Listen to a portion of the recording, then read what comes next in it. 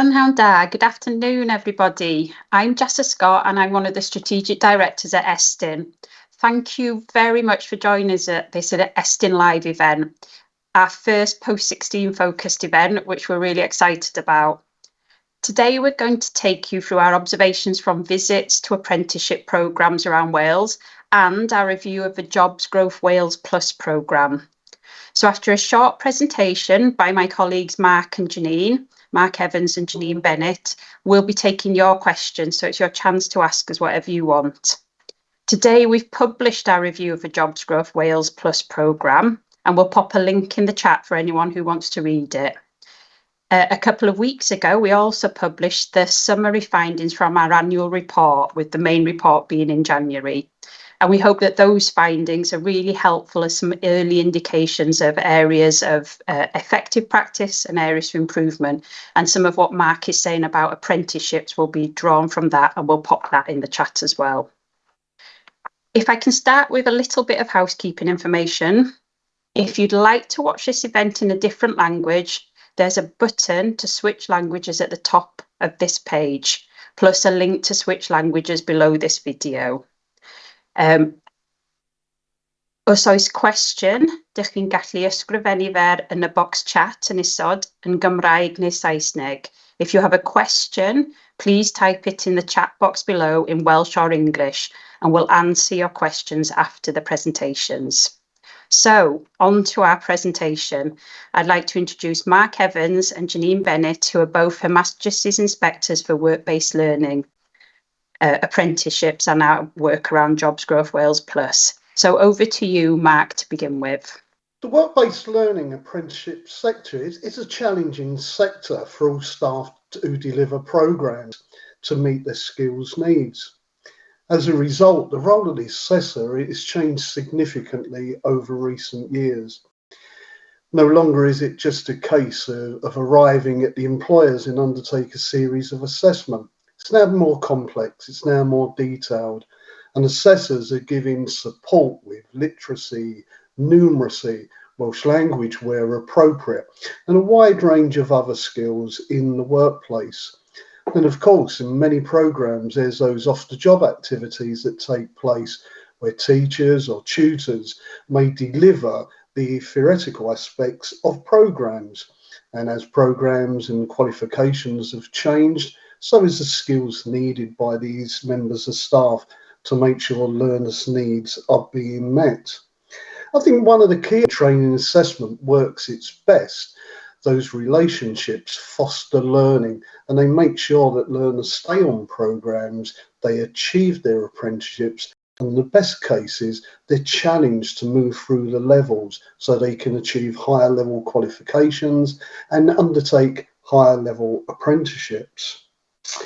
From what we've seen during our observations, our inspections and other activities over the past year, we've seen that teacher trainers and assessors are using a wide range of methodology and a wide range of assessment methods to review the standards that learners are achieving.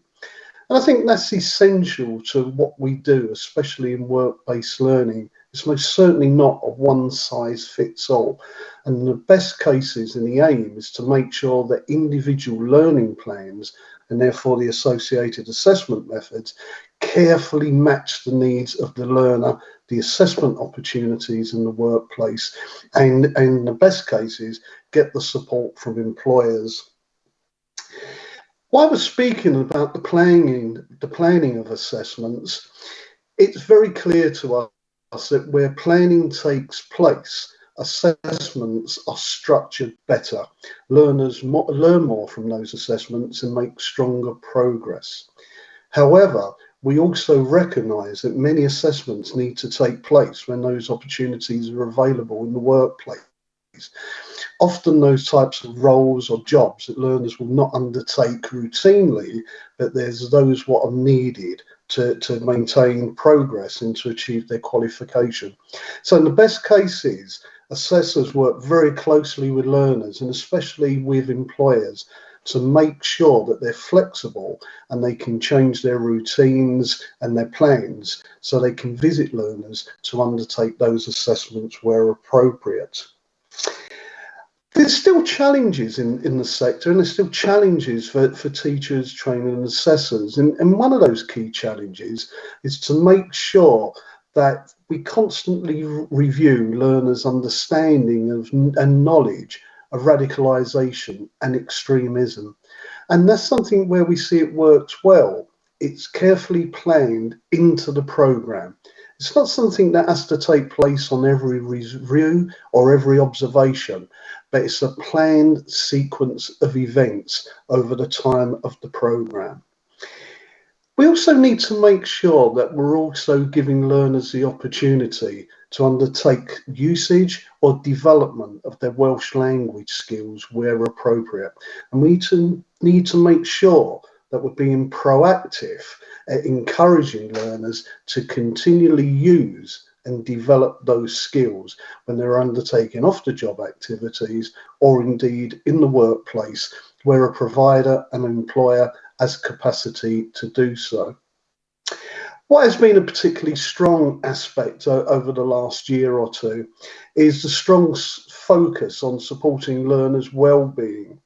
And across the network of work-based learning providers, there's been a very clear focus on supporting the well-being of learners. And what we have seen, as you have yourselves, is that learners are often behaving in different ways post-pandemic. They do not always necessarily have the confidence, the self-esteem they may have had previously. Many may not have had experience of sitting formal examinations and qualifications. And I think the work that's being done to support learners is certainly developing their confidence, their self-esteem, and is preparing them better for sitting those external examinations. I think one of the key aspects of what takes place, though, is that when teacher training and assessment is undertaken well, not only does it allow learners to achieve their current qualifications and apprenticeships, but it does enhance their confidence and it enhances their ability to progress in the future when the time is right for those learners. And that is built on the strong personal support. And I think that is an inherent great strength in work-based learning. We often go and visit providers where they may have been an ex-apprentice. That apprentice may be the mentor or the coach for current learners. And I think those staff are no better advocates for work-based learning than any of us could be. That they strongly support work-based learning and they give learners that opportunity to progress. And one of the key things that they say, they stayed on the programme, they achieved because of that strong support. I think I'd just like to share some statements that we've actually secured from learners. And I think learners being the key people, the main people that we are there to support. My assessor gives me the help I need. They are flexible. They visit me regularly to undertake assessments. They give me support with my non-work related issues I may have. My assessor has given me the confidence to achieve my apprenticeship and progress to the next level and to progress within my own organisations. And I think when you look at all those comments and the positivity, I think these comments are powerful statements and they recognise the positive impact, not only on vocational qualifications, but on learners' lives that good teaching, training and assessment gives. Thanks, Mark. And now Janine's going to tell us a little bit about the Jobs Growth Wales Plus report we've done. Okay, thank you, Jessa, and thank you, Mark, as well. So within the first year of the Jobs Growth Wales Plus provision, we visited all 4 regions and have today published the national report based on the information we secured from those visits. And for the purpose of the session today, I'd like to share with you the key findings in relation to the impact of the delivery on the participants on that programme, their progress and also on their working lives. what we found is that many participants are able to access provision at a venue that is appropriate for them. And we don't just mean this in terms of geographically, but also in terms of removing those barriers. So, for example, delivery is offered in small centres that are welcoming, that are in no way overwhelming to the participants, and they include spaces where the young people can get together, where they can eat, and where they can also access outside spaces. The young people, the participants that we spoke to, they all recognise the benefits of being in small groups, and they drew really positive lines of comparison between the Jobs Growth Wales Plus programme and previous educational experiences. Very importantly, they feel understood by their delivery teams, and they recognise the expertise and knowledge that the staff have and their ability to meet their needs, whether that's in terms of their academic needs, whether it's in relation to specific vulnerabilities, or indeed behavioural issues, or in fact challenges in their personal lives. The young people talk about being treated as adults, and they really value the wraparound support that's available to them. They all share that they know how to seek support and would be confident in doing so. They're accessing provision that is lively, that is interesting and relevant, and that incorporates a range of resources that keep them challenged and stimulated. It's evident that they would like the opportunity to have more work taster sessions or planned work experience. That said, many of the participants talk positively about their progress since joining the programme, and they provide examples of the new skills and knowledge that they've gained. They outline how their confidence and self-esteem have developed as a result of their learning experiences. And that includes the wider opportunities as well, such as day trips, enrichment activities, and in some cases, charitable work. And like Mark did, just before I finish, I thought I'd share with you a few comments that the young people shared with us during our visits. I used to be naughty in school, but now I'm in a small group doing something I like. I actually work hard and enjoy it. There's always stuff to do. We get gym membership, a ping pong table, and breakfast and lunch too. I get so much support. I now want to do new things and can do things I never thought I could. We get lots of support for physical and mental well-being, and we cover topics that cover the importance of mental health. I'm not so shy anymore. And finally, I feel welcomed and not treated as a child. There's no sense of dread. I wake up enthusiastically in the morning. And just to really echo what Mark said, that they're really powerful, impactful comments. So I felt it was appropriate to share those. Thank you.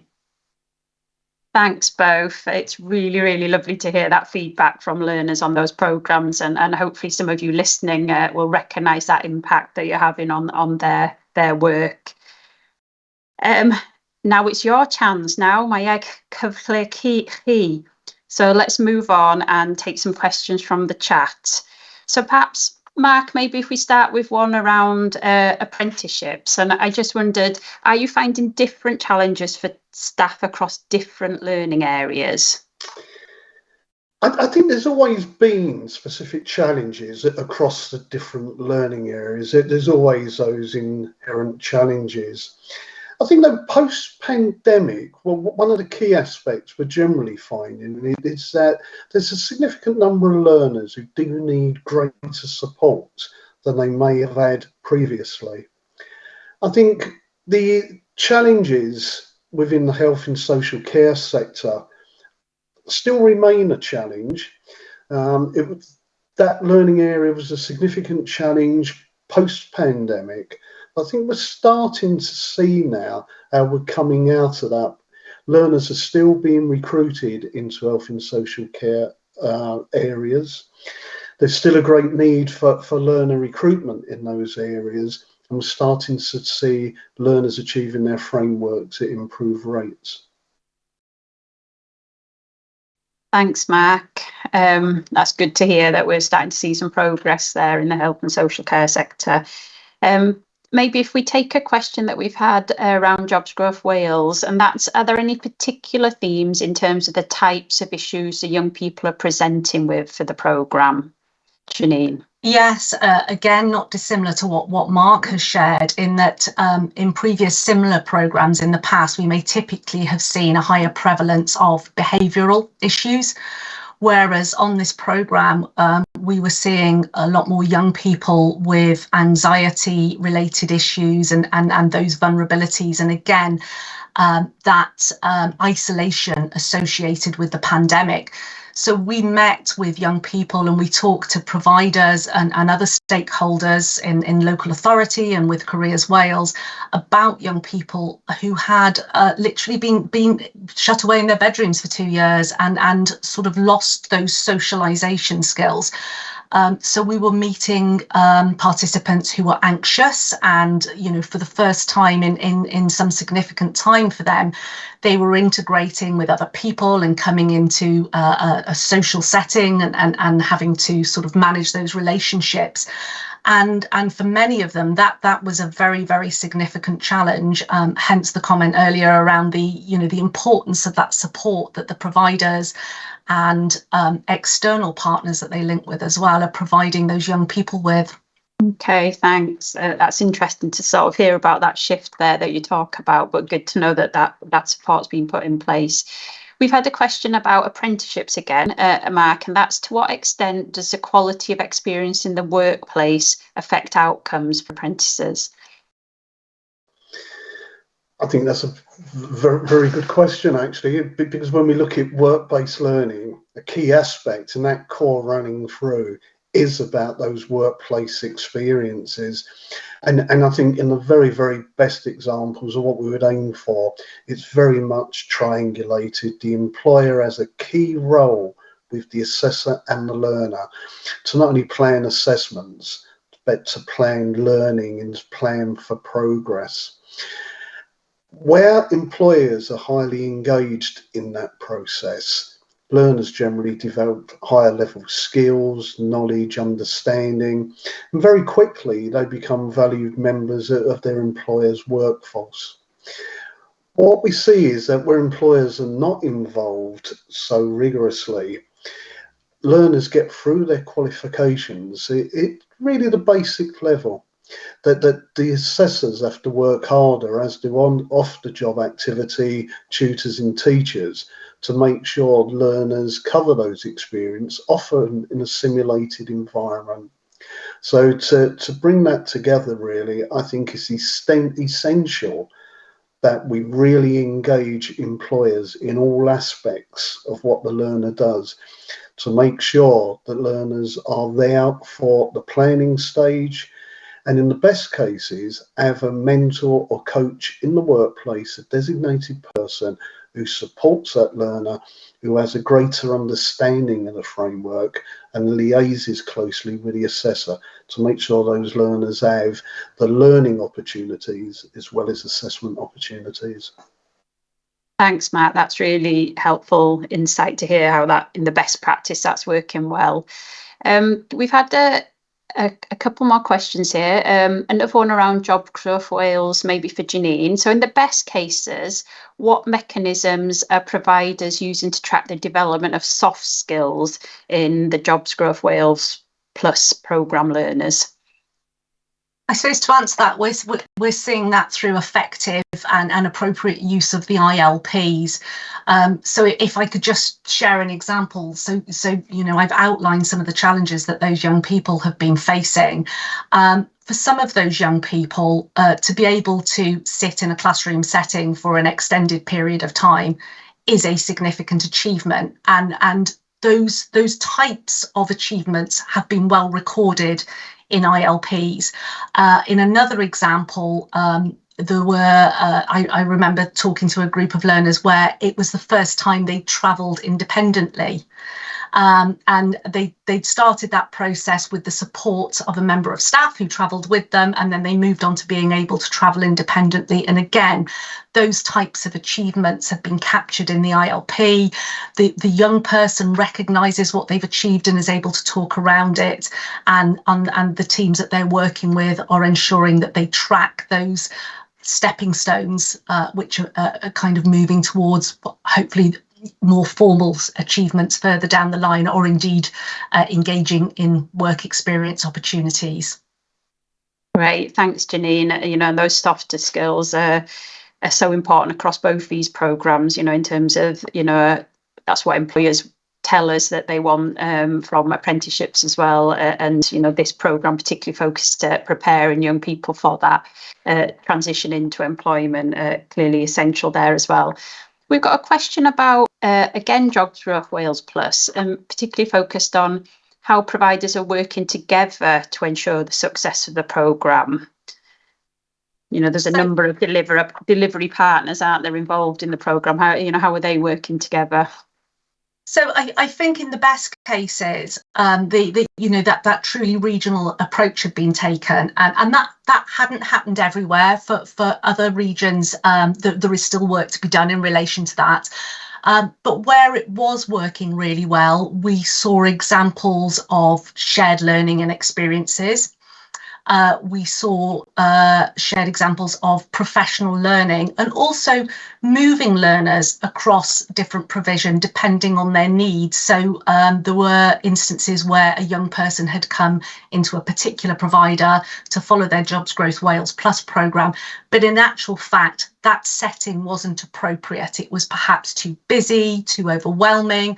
So in those cases, providers had negotiated with other partners who were delivering within their region to transfer the learner over, albeit for a temporary period of time, while they felt better able to settle in before moving back to the original provider. So we saw varying degrees. We saw some really good examples of regional working, and we saw other examples where potentially providers perceived it as an extension of their existing work-based learning consortium, and there were opportunities for it to develop on a more regional basis.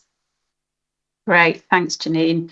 Got another question here from an apprenticeships point of view. Maybe can you give some examples, Mark, of what assessors do when they're particularly effective? You know, if there's an assessor out there watching us today, what practice have we learned from our inspection programme this year?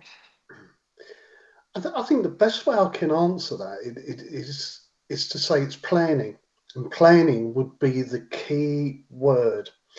I think where the learner journey, the learning experience is particularly effective, it's about that planning from day one. And I think if I can use maybe a simple analogy for that, it would be around a jigsaw. And where assessors do things particularly well, they would meet with the employer, they would meet with the learner, very early stages in the programme. And the jigsaw pieces would be those early stages of assessment, evidence gathering, tasks to complete, the low-hanging fruit which would be done at the early stages in the programme. And I think they would then be put into the individual learning programme. The plan would then have clear dates for those aspects to be completed. I think what those assessors who are particularly effective also do is make sure that dates of external examinations are put into place, the other pieces of the jigsaw. They would then start to look more medium term as learners develop their skills as to what type of evidence or what type of assignments would need to be completed. And they would put those challenging but achievable dates into the ILPs. I think that starts to build up a picture. It also makes learners enthusiastic. They're achieving from a very early stage. It gives the employers the opportunity to see what they need to do to fill in those gaps.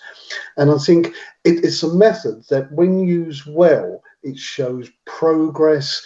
It gives challenging dates for learners to achieve, but it also gives some flexibility as well for those tasks which are not always completed. I think if I may also say where it doesn't work so well, it's not particularly the opposite to that, but it's more reactive in terms of trying to complete assessments, assignments as the learners go along.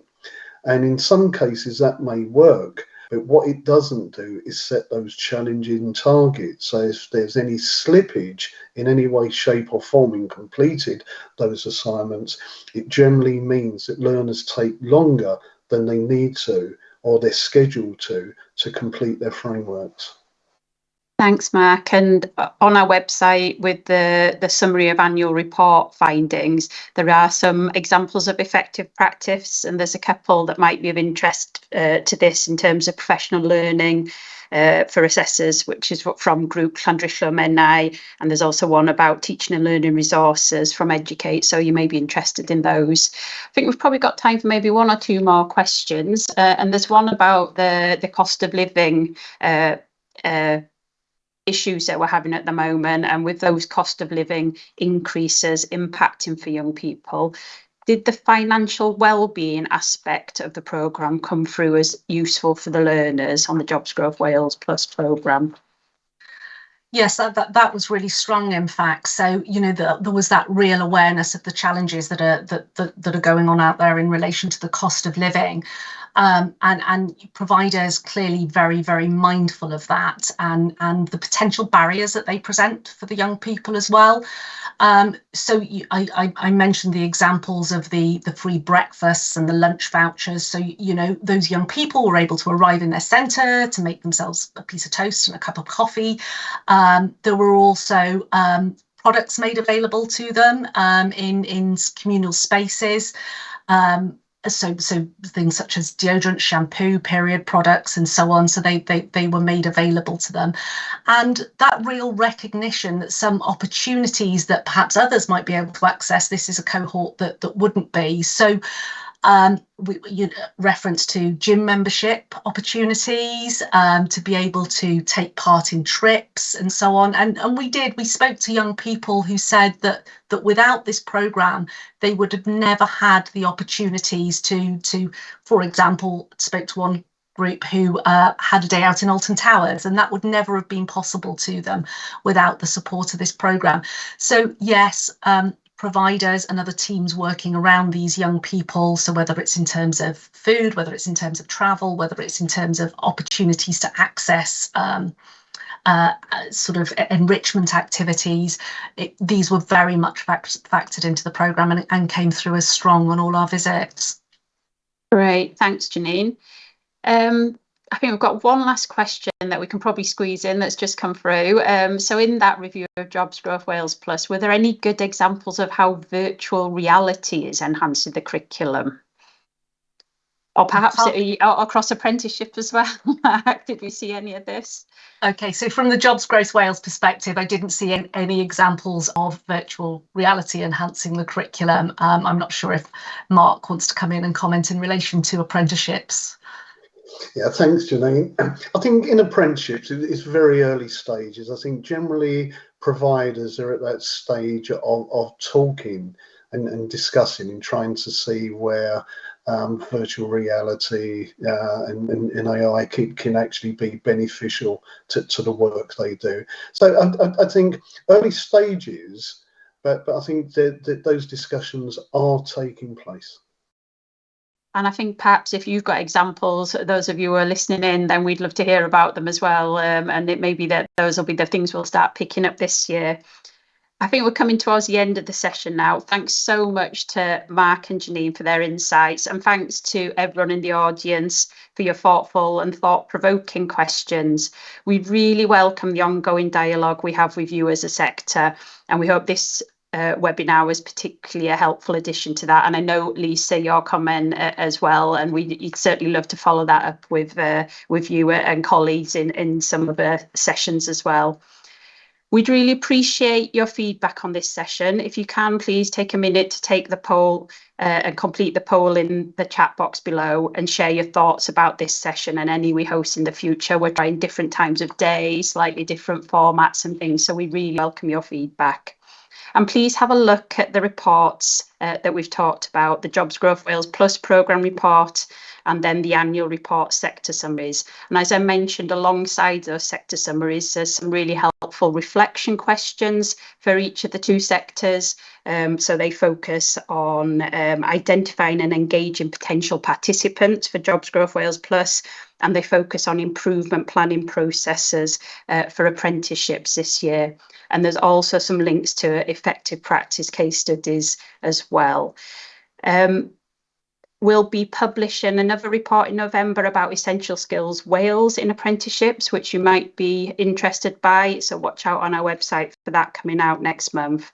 So on behalf of myself, Mark, Janine and the team at Estyn, diolch yn fawr I chi gyd. Thanks for joining us today and we hope you have a good week. Thanks everyone.